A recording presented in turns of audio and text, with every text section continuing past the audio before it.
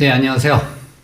여기는 제주도고요. 서귀포 2층에 저희 토토 패밀리 스튜디오를 만들었습니다. 이곳에서 유튜브를 제작을 하려고 편집도 하고 그 다음에 촬영도 하는 그런 공간이고요. 저는 900일간 70개국을 여행했고 현재는 71번째 나라 한국에서 노매딕 삶을 살아가고 있는 중입니다. 돌이켜 생각해 보니까 지구 몇 바퀴를 돌고 이제 돌아왔는데 한국을 떠나는 과정도 매우 힘들었거든요. 근데 그거보다 더 힘든 거는 돌아오는 여정이었어요. 저희가 한 2년 정도 전에 돌아왔는데 돌아와서 많이 바뀌어 있었고 상황들이 그래서 여기를 이제 일단 머물 집이 없었어요. 노매딕으로 살다 보니까 한국에 들어왔는데 전세 줬던 집도 중간에 들어왔기 때문에 한 6개월 정도가 공중에 붕 뜬 거죠. 그래서 친인척 집에서 더부살이도 했고 그 다음에 아이들은 또 검정고시를 준비한다고 중학생이랑 이제 고등학생이었는데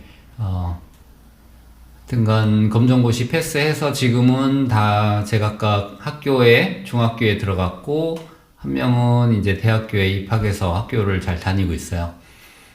그리고 아빠인 저는 직장을 얻으려고 노력을 한 끝에 지금은 서울에서 직장 생활을 하고 있습니다. 저희 유튜브는 아마 그 여러 가지 주제들이 있을 텐데 저희 토토 패밀리는 노매딕 삶에 대해서 소개하고 그런 쪽에 아마 그 포커싱이 될 것 같아요. 저희가 캠핑으로 시작해서 서울에 있다가 직장생활 하다가 제주에 내려와서 제주살이를 했고 그러다 보니까 세계가 또 궁금해서 세계살이를 해야겠다 그래서 준비를 해서 또 해외에 한 900일 정도 호주 빼고는 이제 아프리카, 아시아, 유럽, 아메리카까지 육로로 다 여행을 했고 지금은 이제 다시 제주로 돌아와서 서울로 또 출퇴근을 하면서 그래서 저희는 이제 제주살이, 세계살이 그 다음에 지금도 역시 왔다 갔다 하면서 출퇴근을 서울이랑 제주를 하는 그런 삶이 이제 노매딕 삶이 되는 거죠. 캠핑으로 시작해서 여기까지 왔는데 아마 캠핑도 많이 좋아하시고 하실 텐데 저희처럼 노매딕 삶을 사시는 분들도 점점 증가하고 그래서 저희가 겪었던 시행착오들 그 다음에 앞으로 또 새로 도전해야 될 그런 삶의 여정들 함께 하기 위해서 유튜브 방송을 통해서 그런 노매딕 삶에 대해서 소개하는 그런 채널이 저희 토토 패밀리의 채널 아이덴티티가 되겠습니다.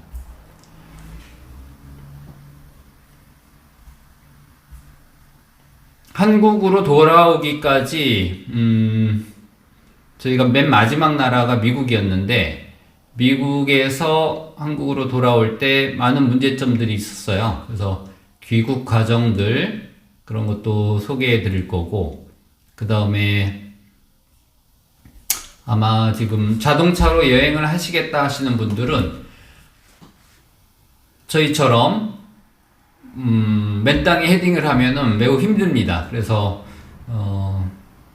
이게 이제 단순한 여행이 아니라 1년을 넘는 과정이 되면은 여행이라고 보기에는 조금 약하고 새로운 삶의 연장이죠. 그래서 도전하는 삶, 노매딕 삶을 어떤 준비해야 되는 그런 것들이 많아요. 그래서 그런 것들을 이제 체계적으로 하나하나씩 제가 정리를 하고 있는데 아마 여행, 자동차 여행 가이던스 이런 정도가 되겠죠.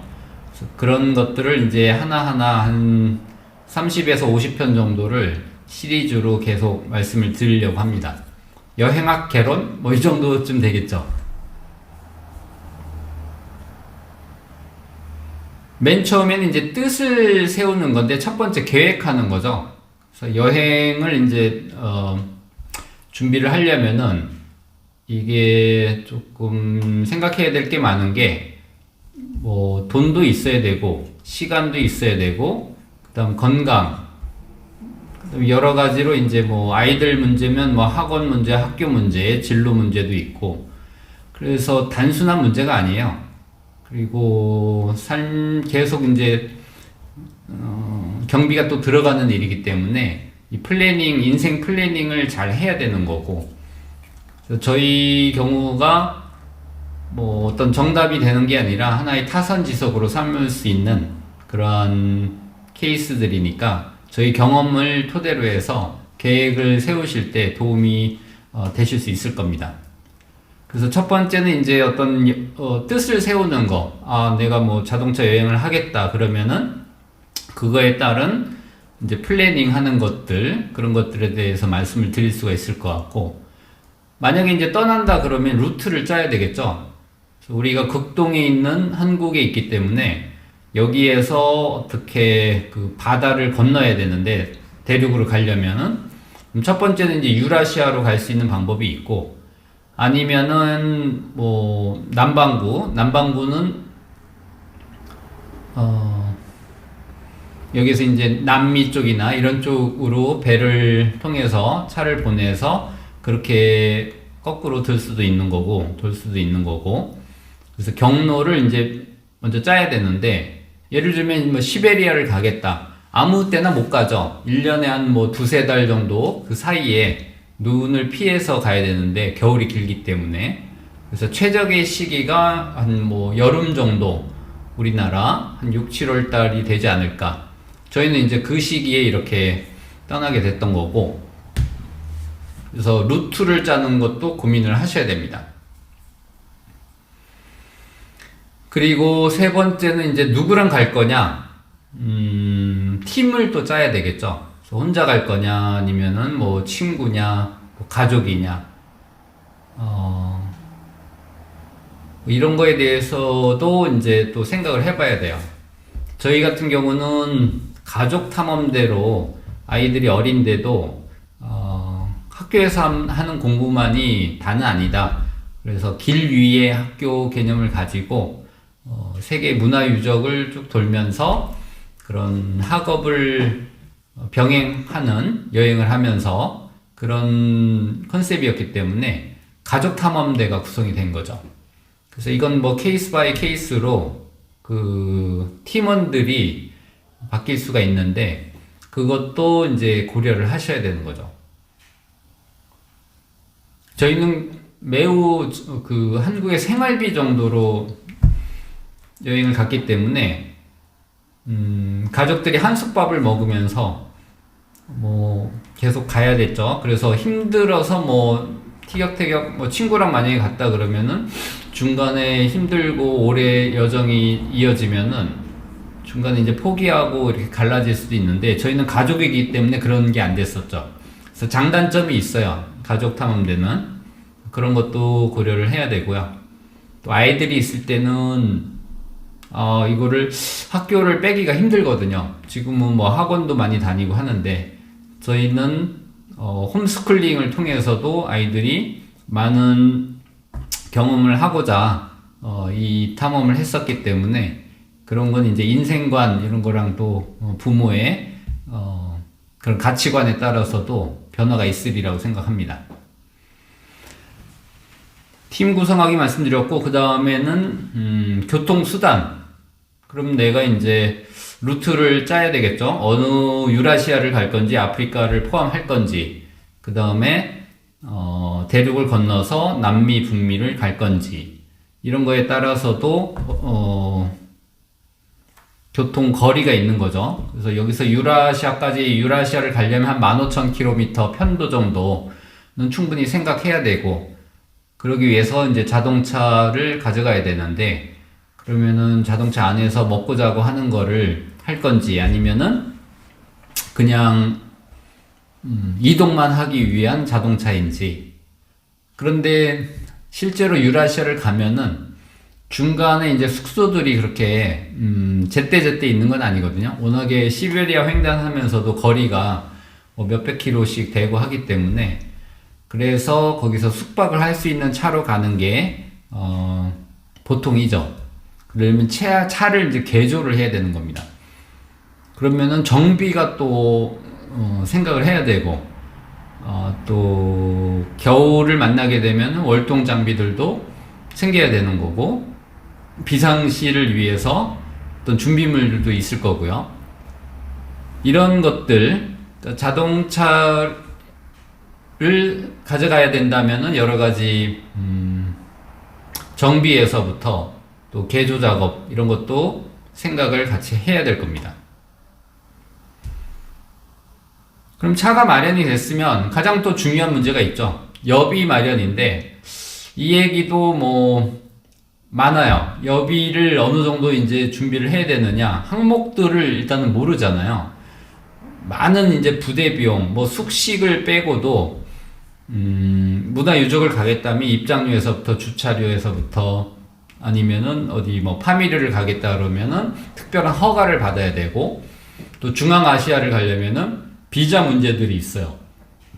그 스탄 국가들은 다 하나하나 그 비자를 맡아야 되는 거고, 그 다음 투르크메니스탄을 지나려면은 이제 통과 비자도 신청을 해서 받아야 되고, 이란 같은 경우는 비자 말고도 또 까르네 이런 게 필요합니다. 자동차로 입국 시에는 일시 수출입에 관련된 허가증이죠.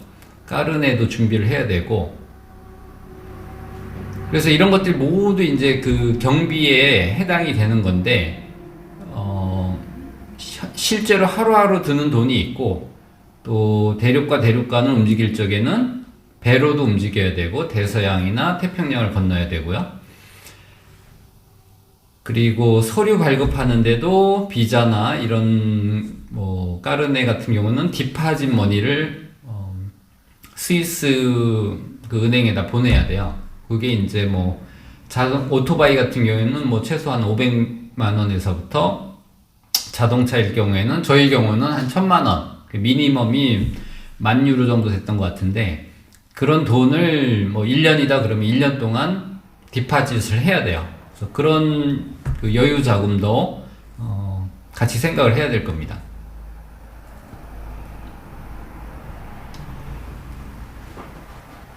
또 생각을 해야 될 게 서류 준비인데요. 이거는 아무리 강조해도 지나침이 없어요. 그래서 서류 하나하나가 다 중요한데, 기본적으로 여권이 필요하겠죠. 여권이랑 그 다음에 자동차일 경우에는 운전면허증, 그리고 비자 받을 수 있는 그 뭐 사전 비자를 받을 수 있는 나라들은 또 받고, 그 다음에 차량 등록증 영문으로 된 것도 필요하고, 또 아포스티유라고 국내에서 이렇게 해외에서도 인정하는 그런 외교 문서인 거죠. 그래서 그거를 공증을 받아서 가기 전에 발급받는 게 이제 아포스티유인데, 그런 것도 많은 도움이 돼요. 그런 서류들도 필요하고, 그 다음 은행에 관련해서 돈을 써야 되기 때문에 비자 카드 아니면 또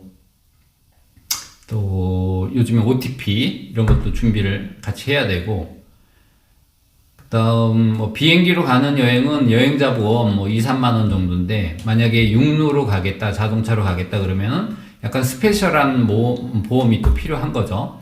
그래서 그거 같은 경우는 1년에 뭐 몇백만 원 해서 그런 것들도 있으니까, 그런 보험에 관련된 것도 준비를 하셔야 될 겁니다. 또 하나가 이제 건강 관련인데요. 건강 관련해서는 예방접종을 해야 되겠죠. 항열병이나 간염, 뭐 B형, 뭐 A형, 그 다음에 구급약 같은 거 준비하는 것들도 있을 거고요. 특히나 이제 말라리아, 또 저희는 여행 중에 그 댕기열도 걸리고 말라리아도 걸리고 했는데, 그런 것들이 어떻게 예방을 해야 되는지 중요한 사항이 되겠죠.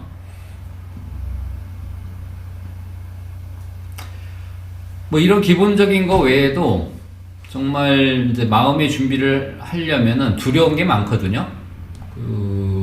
잘 모르기 때문에 지리적인 거 아니면은 뭐그 나라에 대해서 또 뭐 테러라든지 현재 문제점들이 어느 나라나 한 가지씩은 또 다 있으니까 육로로 가기 때문에 그런 거를 어떻게 피해 갈 건지에 대해서, 그래서 이런 정보들을 다 알면은 두려움이 없을 텐데 막연한 거죠.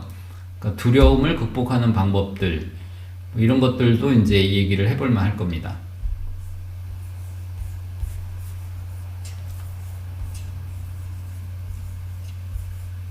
그 중에 오늘은 그 여행 경비에 대해서 한번 얘기를 해볼게요. 여행 경비는 이제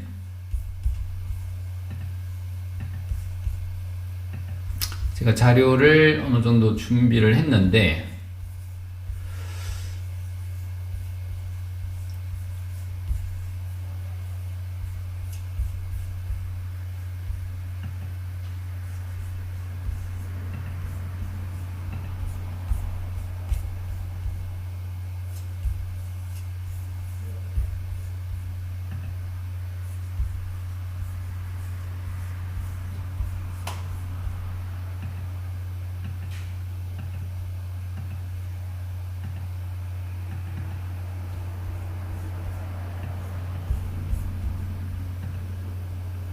자, 막연하게 여행 경비라 그러면은 물론 뭐 많을수록 좋겠죠. 근데 항상 이게 상관관계가 돈이 있다고 해서 이런 여행을 할 수가 있는 건 아닌 것 같아요. 충분 조건이 아니라 돈은 필요 조건이라는 거죠. 그래서 보통 경비가 얼마나 드나요? 그러면 답변하기는 좀 쉽진 않아요. 왜냐면 여행의 어떤 기간, 그 다음에 어떤 방식으로 하느냐, 팀이 몇 명이냐, 또 어떤 루트로 무슨 주제로 갈 거냐, 뭐 수많은 그런 경우의 수가 있기 때문에 경비는 참 이렇게 한 번에 딱 잘라서 말씀드리기는 어려운데, 근데 저희 같은 경우는 저희 경험을 토대로 해서 가장 버짓 여행을 한 거죠. 그래서 가장 최저의 어떤 그 소요 경비로 말씀을 드릴 수가 있을 것 같고, 이건 하나의 그냥 레퍼런스로 삼으시면 좋을 것 같아요.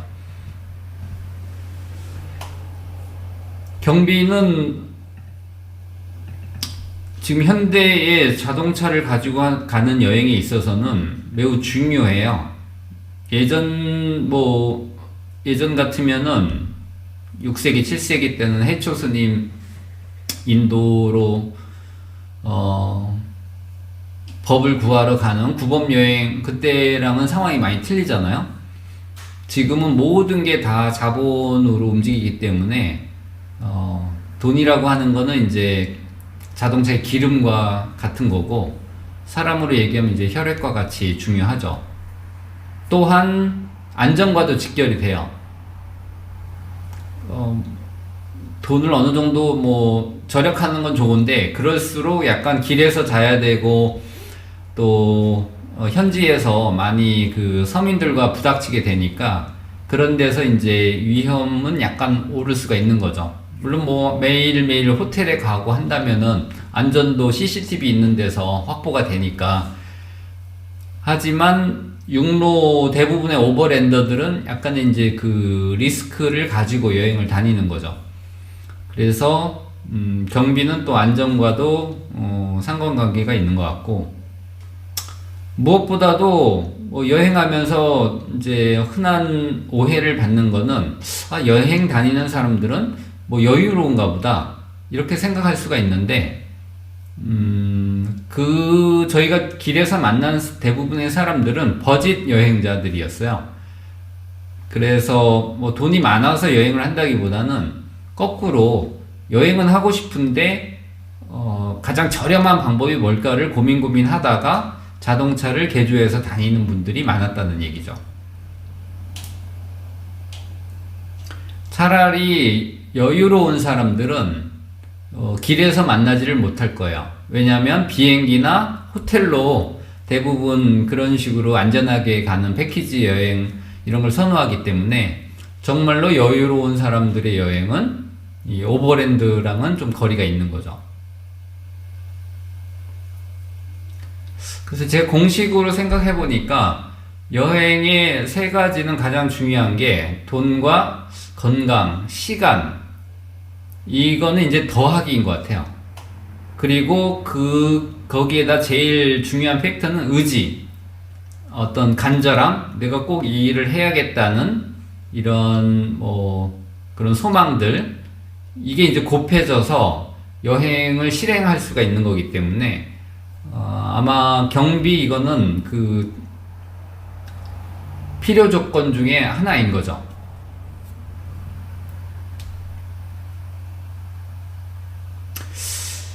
자동차를 왜 가지고 다닐까를 생각해 보니까 유럽 사람들은 겨울이 길어요. 북유럽 같은 경우에는 스위스도 굉장히 춥고 길고, 그 다음에 스칸디나비아도 마찬가지고, 독일도 매우 춥고 북쪽은. 그래서 이 사람들이 아마 자동차로 겨울이 되면은 이 남부 쪽으로 이동을 많이 하죠. 그래서 스페인, 모로코, 북아프리카 이런 쪽에는 날씨도 따뜻하고 상대적으로 저렴하고 그러니까 유럽에서 오신 분들이 많아요. 자동차를 가지고. 그래서 어떤 버진 여행자들은 자동차 여행이 많다는 거고요.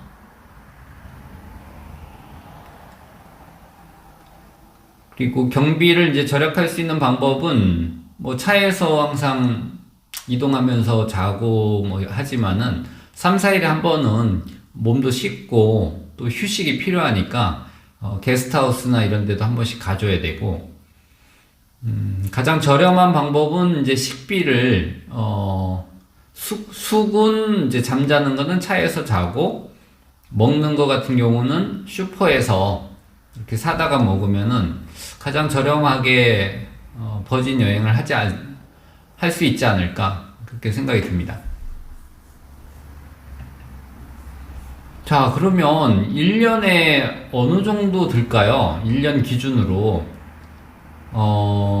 제가 한번 평균을 내보니까 하루에 저희 목표는 한 100불 정도였어요.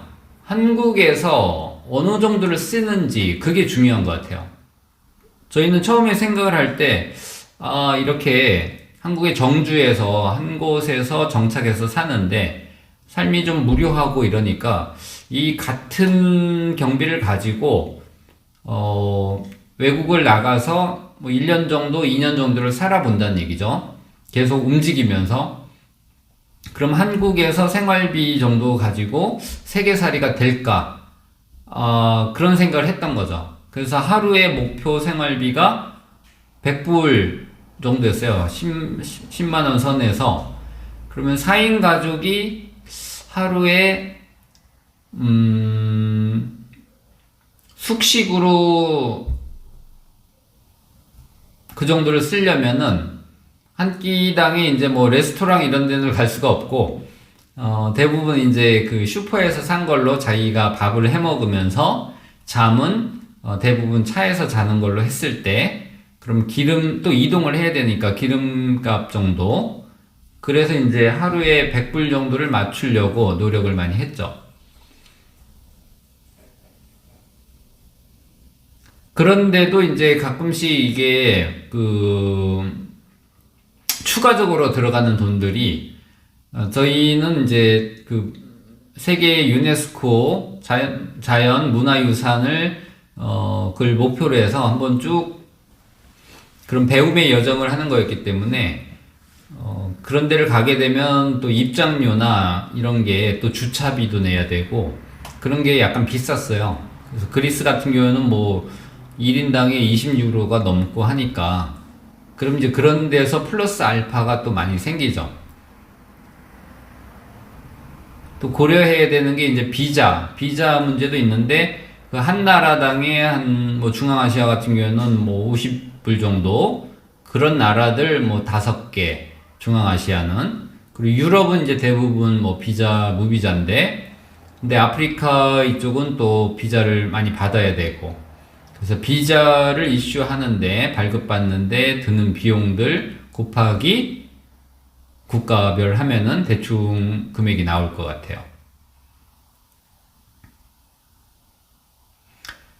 그리고 자동차에 관련해서 아까 까르네 말씀드렸는데 이거는 자신이 가져가는 자동차의 연식에 따라서 그 비율이 있어요. 뒷바짓을 해야 되는 돈이.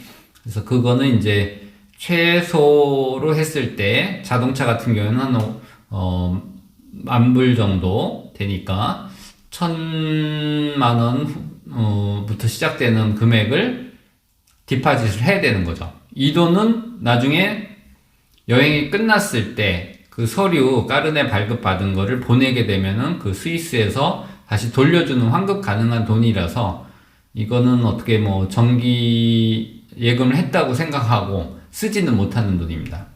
하여튼간 마련을 해야 되는 돈이고요.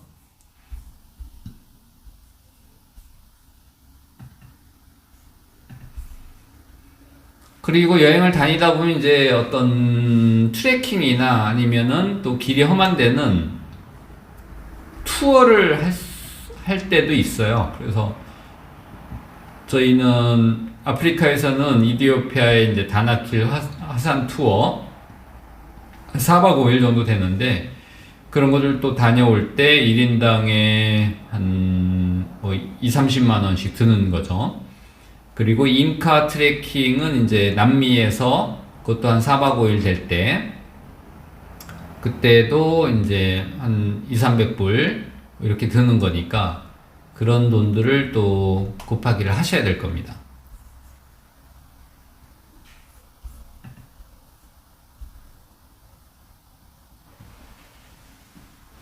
대부분이 쓰는 돈들이 뭐 그런 거죠. 가장 거진 여행자들은 먹고 자고 그 다음에 차량에서 기름값 들어갈 거고 또 정비 비용 들어갈 거고 그 다음에 또 하나가 요즘 통신비가 있죠. 통신비는 이제 심카드를 발급을 받아야 되는데 나라마다 갈 때 데이터 카드를 인터넷 뭐 1GB, 5GB 이런 식으로 이제 그 심카드를 사서 그 현지 나라에서 쓰는 거죠. 대부분은 뭐 전화 통화는 안 해도 데이터는 다 필요하거든요. 인터넷을 통해서 정보를 찾고 하실 때는. 그래서 심카드를 발급받는데 이게 한 1GB에 1달러에서 한 뭐 20유로 이렇게 해도 가능한 거니까 싼 나라 가면은 국민소득이 조금 낮은 나라에서는 싸고 모로코나 이런 데는 1GB 1달러에도 되는데 유럽 같은 데는 상상할 수 없죠. 그래서 좀 비싼 나라들도 있어서 이 심카드 비용도 만만치 않습니다.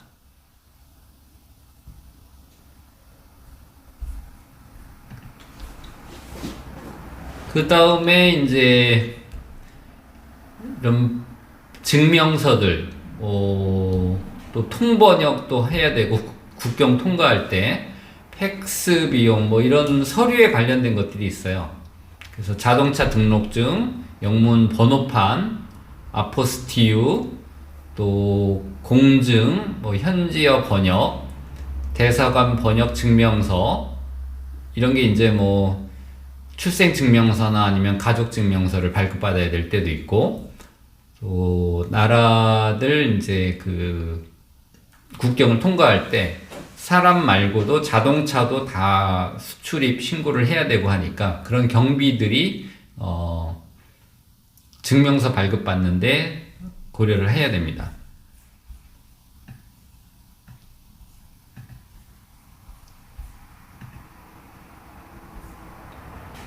차량 관련해서 경비가 좀 많이 들 거예요.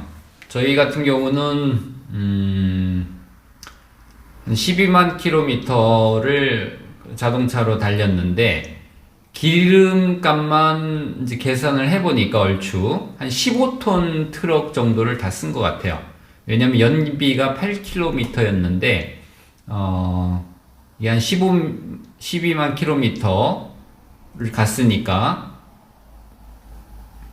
거기에다가 또 1,500원씩 1리터에 1,500원 정도. 그러니까 기름값은 나라들마다 다 천차만별 틀려요. 이란 같은 데는 1리터에 뭐 150원, 200원 하는 나라도 있는데 그리스, 터키 이런 쪽에는 또 동유럽에는 또 비싼 나라들이 있거든요. 그런 데는 막 2,000원에 또 육박하고 하니까 가장 좋은 거는 디젤 우리나라의 기름값을 평균적으로 하면은 가장 정확할 것 같아요. 그래서 저희 같은 경우는 그렇게 계산을 하니까 거의 15톤 정도를 썼습니다.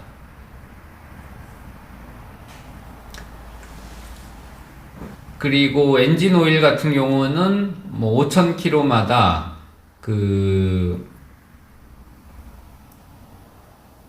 한 번씩은 넣어줘야 되죠. 그래서 이것도 나라들마다 엔진 오일 비가 좀 틀려요. 유럽 같은 데는 한 번 하는데 15만원씩 드는데 우리나라가 6만원일 때 굉장히 비싸죠.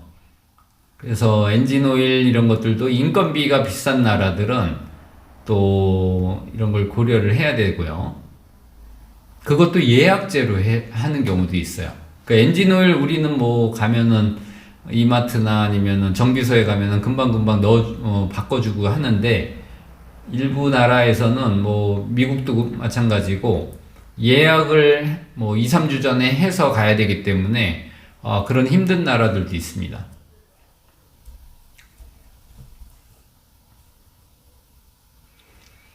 그리고 소모품들인데 자동차 관련해서 이제 타이어, 브레이크 오일, 또 각종 필터, 오일 필터, 에어 필터, 연료 필터 많죠. 그런 것들이 이제 몇만 킬로마다 한 번씩 교체를 해줘야 되니까 그런 소모품들 비용도 고려를 하셔야 되고요. 저희 같은 경우에는 한국에서 정비소에 가가지고 리스트를 쭉 뽑았었어요. 그래서 저희가 지구가 한 바퀴 36,000km인데 그 정도를 갈 때마다 필요한 뭐 에어컨 벨트라든지 타이밍 벨트, 그 다음에 뭐 제너레이터, 오일 필터 이런 것들을 다 기본적인 걸 사가지고 갔죠. 왜냐면 이게 순정품 같은 경우에는 현지에서 뭐 호환이 되면은 같은 모델이 있으면은 교체를 할 수가 있지만은 저희 차 같은 경우에는 예를 들면은 깜빡이가 24V를 쓰는 애였거든요. 근데 대부분은 12V를 쓰는 거예요. 그 깜빡이가 하나 고장나니까 차를 운전하기가 굉장히 어려운 거예요. 비상등 이게 안 되니까 어떤 안전상의 우려가 되는 거죠. 그래서 깜빡이 하나 구하려고 엄청나게 수도에서 수도까지 가서 정비 부품 파는 데를 다 뒤져서 그거를 찾은 적이 있었는데 그래서 이 부품들은 하나씩은 다 여분으로 스페어로 가지고 가는 게 좋습니다. 아무 사고가 없으면 좋은데 한 번씩은 사고가 생겨요.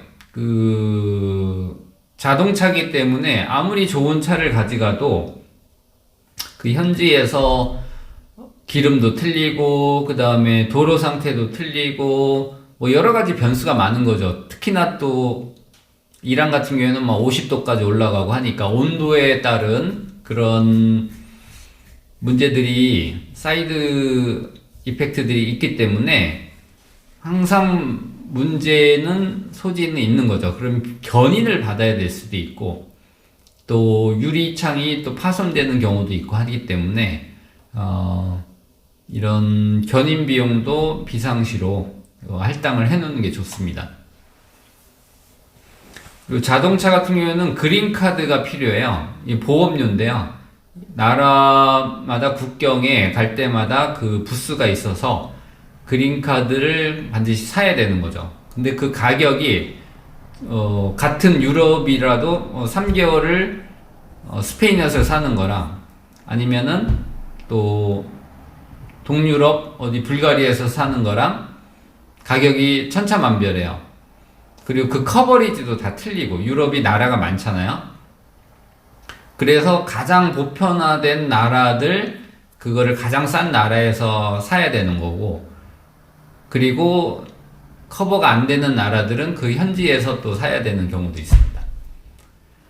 그래서 자동차 보험료, 그린카드를 반드시 생각을 해야 될 거고요.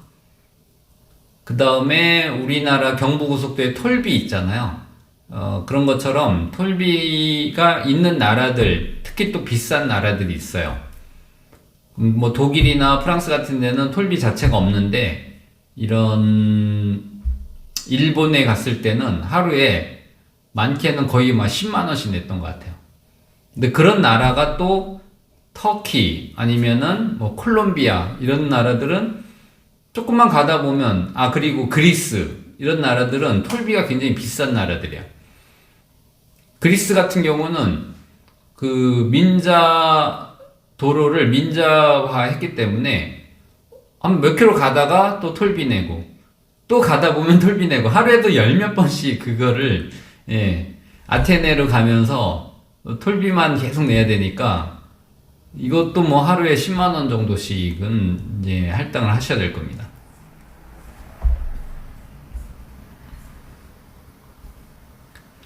자동차세를 받는 나라, 또 통행료,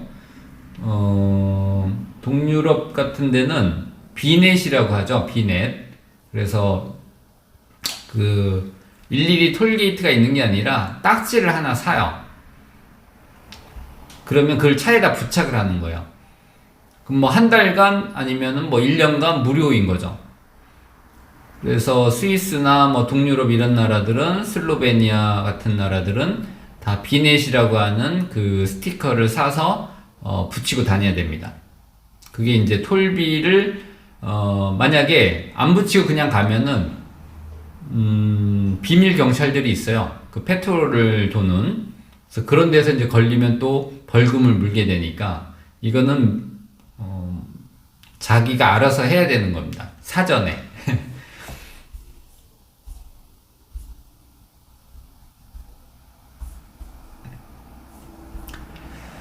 또 하나, 이 세계 여행을 하려면은 많은 돈이 드는 거가 대륙 간의 선박 이동을 하는 구간이 있어요. 이게 이제 무시하지 못하는 돈인데, 돈도 많이 들지만 시간도 많이 걸리고요. 그런 나라가 어디냐면, 아프리카 횡단을 다 마친 다음에, 아프리카에서 이제 저희는 남미로 차를 보내야 됐었고요. 남미 여러 뭐 브라질도 있고, 페루도 있고, 다 가능은 한데, 그 중에 저희는 경로상 남미 우루과이로 보냈죠. 그러면 대서양을 건너야 되는데, 이렇게 배로 한번 건너게 되면 최소한 한 달 정도 소요가 되고요. 그 다음에 그 경비는 한 4,000불에서 5,000불 사이. 저희는 이제 미니버스 경우였는데, 승용차라면 조금 더 쌀 겁니다. 한 3,000불 정도 내외에서 그 정도 돈이 들고요. 그 다음에 남미에서 중미, 이제 북미로, 캐나다나 미국으로 가려면 중미를 거쳐야 되는데, 그 조만한, 그렇게 멀지 않은 구간인데, 그 구간이, 육로로는 불가능해요. 그걸 다리안 갭이라고 하는데, 오로지 방법은 배로 가야 됩니다. 그래서 차를 배에다 싣고 가는데, 기간이 길진 않는데 1주에서 뭐 1, 2주 사이인데 돈은 똑같이 받아요.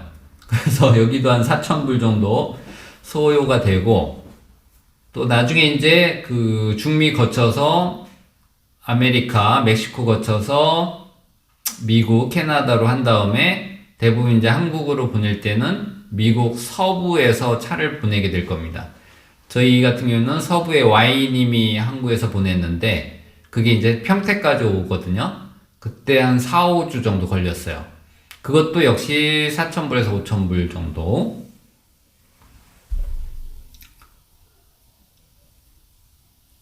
이거를 만약에 생각하시고 계신 분들은 미리 정보를 뭐 예약 사이트가 있어요.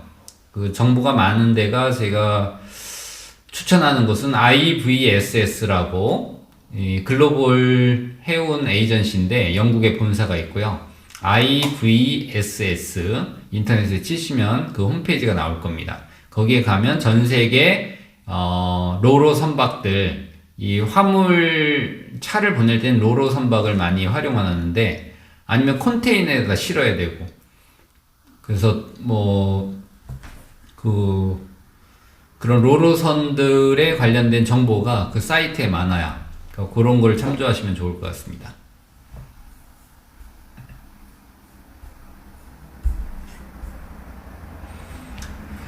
세계 여행을 하는데 모두 다 이 육로길로 연결이 돼 있으면 좋지만은 그렇지가 못해요. 그래서 배로 또 조그만하게 아까 대륙과 대륙 간 말고도 선박으로 이동해야 되는 구간들이 있습니다.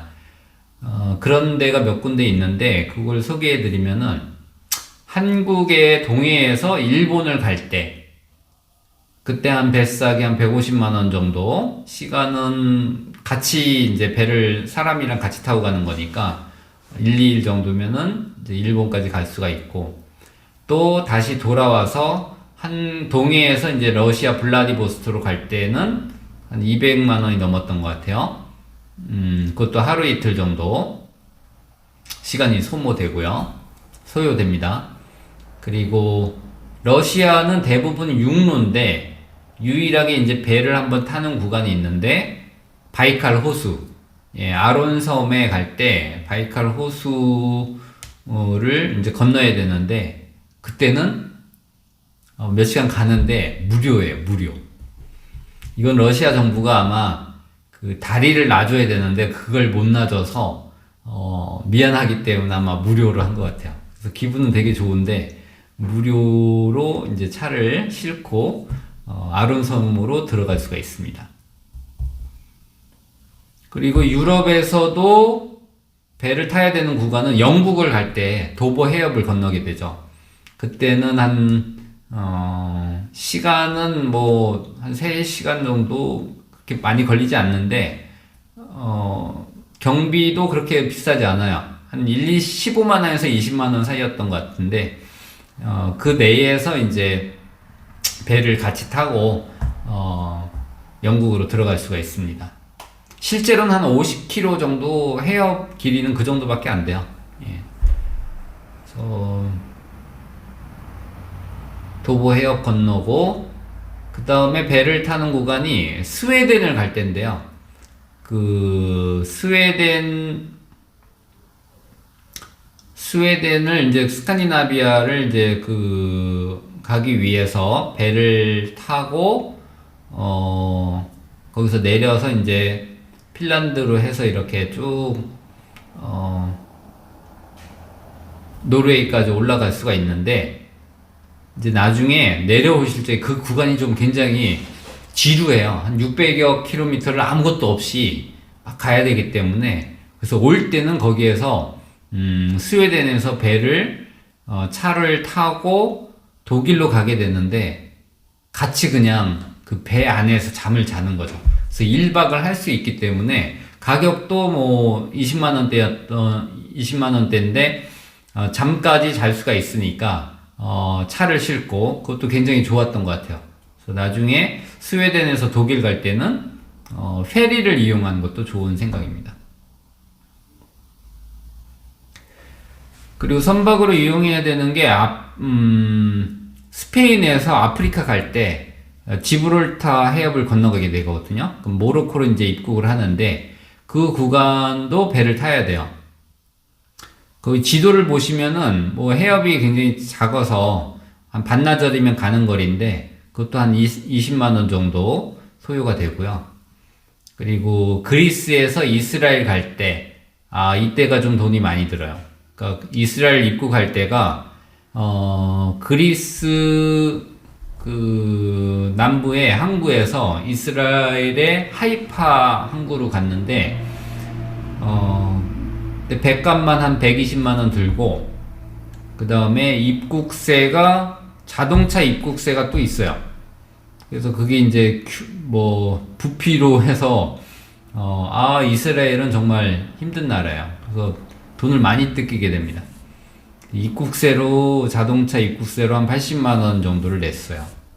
물론 승용차는 그게 부피가 적기 때문에 5, 60만 원이면 되지 않을까 그렇게 생각이 들고요. 그리스까지 이스라엘까지 가는 데는 한 5일 정도 걸렸습니다. 그리고 요르단에서 이집트 입국 시에 홍해를 건너게 되거든요.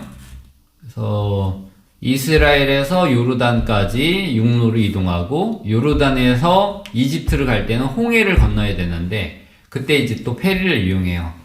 그게 한 반나절 걸리고 70만 원 정도 냈습니다. 홍해를 건너서 이집트에 들어왔죠. 그 다음에 이집트를 쭉 피라미드 여행한 다음에 이제 남쪽으로 가겠죠. 그 다음 나라가 수단인데 거기에서 그 나세르 호수를 건너게 돼요. 그때 페리를 또 이용하게 됩니다. 그게 한 반나절 걸리는 거리고 한 10만 원 정도 소요되고요. 그다음 아프리카 이제 횡단하다 보면은 잠비아를 거치게 되는데 잠비아에서 또 잠베지 강을 건널 때 6만 원 정도가 소모돼요. 그거 말고도 이제 크로아티아 이런 데도 아드리아해 그런 데를 이제 잠깐 건널 때 페리 짧은 구간 이용하는 게 10만 원 미만으로 들기도 합니다.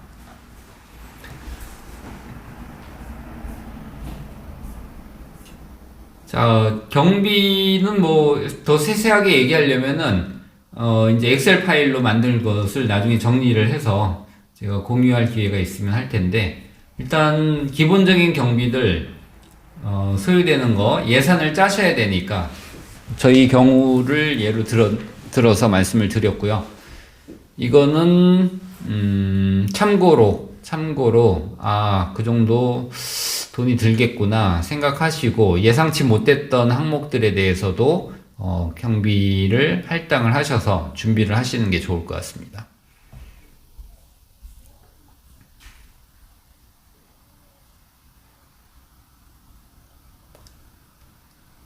자, 경비편 모자란 것들은 더 질문이 있으신 내용들은 보강을 해서 다음 기회에 또 말씀드리고 다음 편에서는 노매딕 라이프 살아보기 준비 과정들 다른 주제로 인사드리겠습니다. 자, 이제까지 노매딕 라이프 컨설팅을 해드리는 가제트였습니다.